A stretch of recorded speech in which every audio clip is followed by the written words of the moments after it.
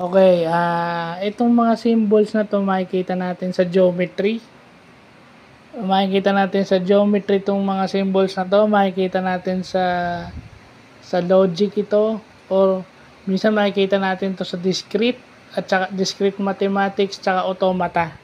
So, yun yung mga symbols sa nakikita natin sa math and discrete math, no? Yung therefore, yung tatlong tuldok na upward, therefore pala yan. Ay, because pala yun.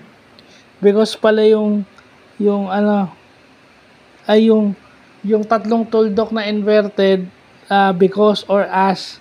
And then yung yung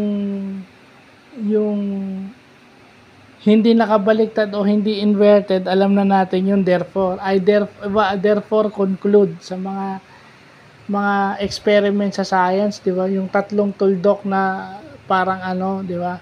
Pag binaliktad mo pala yon because. So yun yung implies to automata ko natutunan yan. So yan yung a sort of review at saka a sort of gaining new knowledge sa mga mathematical symbols. Sa math,